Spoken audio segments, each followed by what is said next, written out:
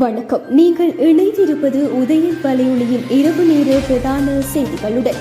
செய்தி ஆசிரியர் திலீப் அமுதன். செய்திகளுடன் இணைந்திருக்கும் நான் நிஷா தரணேஸ்வரன்.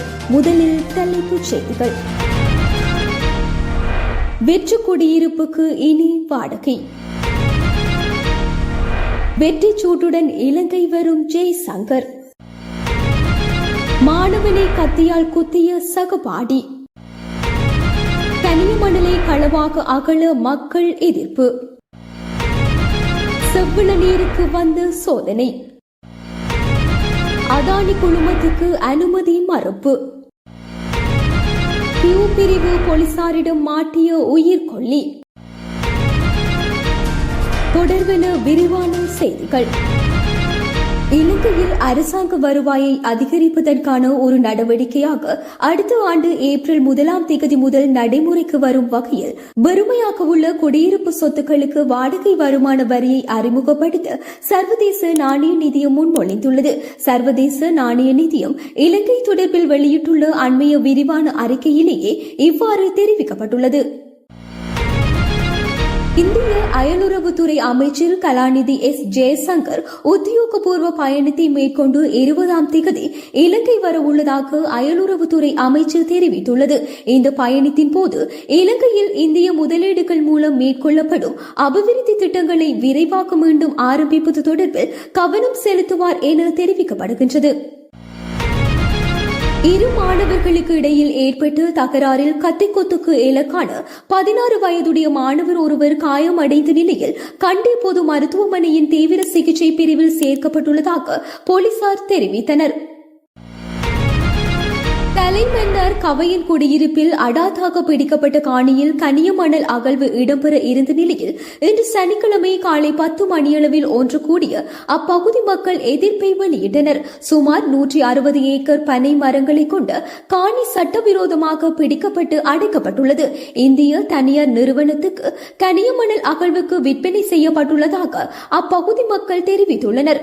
காணிக்குள் இன்றைய தினம் காலை வருகை தந்த சிலர் கனியமணல் அகழ்வில் ஈடுபட நடவடிக்கை எடுத்த நிலையில் அப்பகுதி மக்கள் ஒன்று கூடி எதிர்ப்பை தெரிவித்தனர்.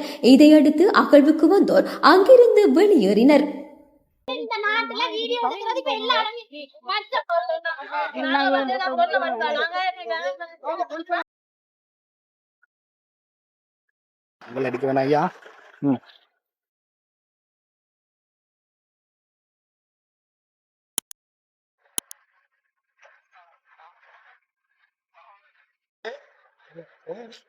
எங்களுக்கு சமீபமா கேள்விப்பட்ட என்னன்னா இதுல மண்ணகல் செய்ய போறாங்க.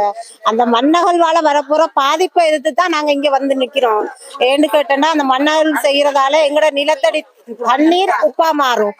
ரெண்டாவது இதுல இருக்கிற மணல் முழுக்க இழுத்து கள்ளக்கைக்கு போயிட்டுன்னு சொல்லிட்டு ஏற்கனவே வெள்ளத்தால பாதிக்கப்படுற கிராமம் தான் கிடக்குறாங்க.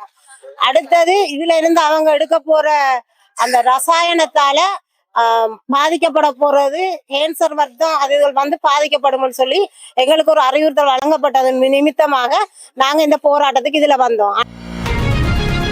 வெண்ணிற ஈத்தாக்கத்தால் இளநீர் செய்கைக்கு பாதிப்பு ஏற்பட்டுள்ளதாக தெங்கு அபிவிருத்தி அதிகார சபை தெரிவித்துள்ளது.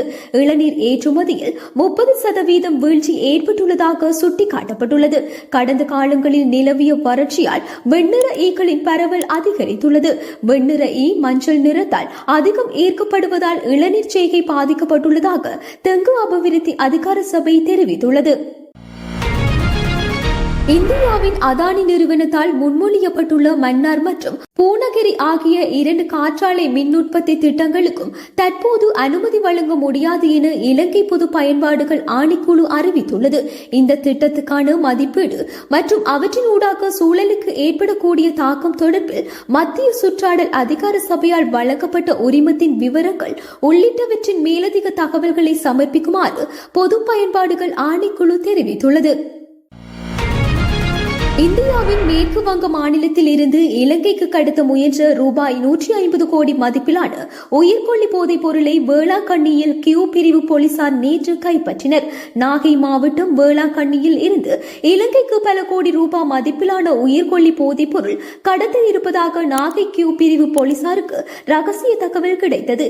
இதையடுத்து வேளாங்கண்ணி ஆரியநாட்டு தெருவில் உள்ள தனியார் விடுதியில் ஆய்வாளர் ராமச்சந்திர பூபதி தலைமையிலான கியூ பிரிவு போலீசார் தீவிர சோதனை நடத்தினர். இதன்போது விடுதியில் ஓர் அறையில் தங்கியிருந்த 2 பேரை சந்தேகத்தின் பேரில் போலீசார் பிடித்து விசாரித்தனர்.